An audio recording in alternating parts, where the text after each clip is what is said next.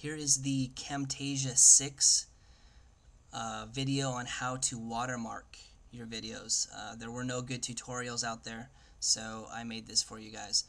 Once you open up Camtasia Studio, you're going to need to import the video, a camrec file. So I'm going to go ahead and just grab a file. Here's the video that I'm going to watermark. Drag that down into your video toolbar. The next thing is you want to produce the video as. You notice here on the left, click that. And you're going to have a drop-down menu. In this instance, you want to add or edit a preset because all of these are presets. So an HD preset, iPhone, iPod, add, edit, preset. In this instance, I want to watermark the HD preset. So there's HD and there's more drop-down options, but in this case, we're going to do HD. Click edit. Don't worry about anything here. Click next twice, and you'll notice there is the watermark option. Check that, include watermark, but click the options, and this is where you can fine-tune the watermark. Down here in the bottom, you can position the watermark, and if you notice over here on the right, you'll see my watermark for the website that I'm working with, but you can move that around just by clicking these buttons. And if you're looking over here, while I click these buttons, they move. So that's simple. I usually do bottom right corner. That's usually the standard. The next thing you want to do is image path up here, and this is a PNG file.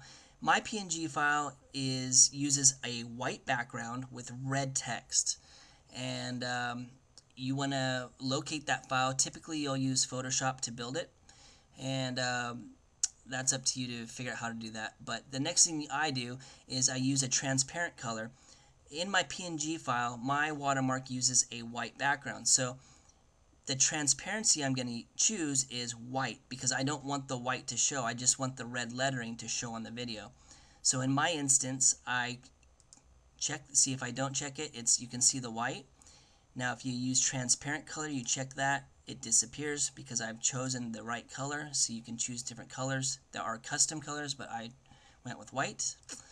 So, and then I set the opacity to 60%. I don't want this to be like in your face. I want people to see it. So there is some transparency, but if you play with this little bar here, notice the quality of the watermark and how it comes through.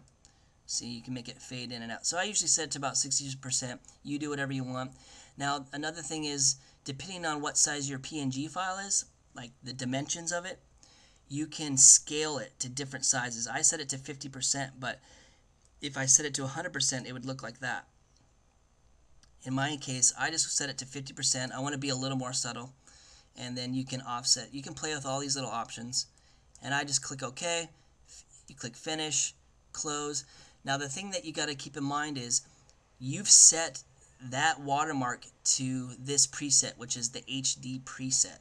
So anytime you want to produce a different video for a different website, you're going to have to change that PNG file. So just keep that in mind. Otherwise, you're going to have the same website on your video every time.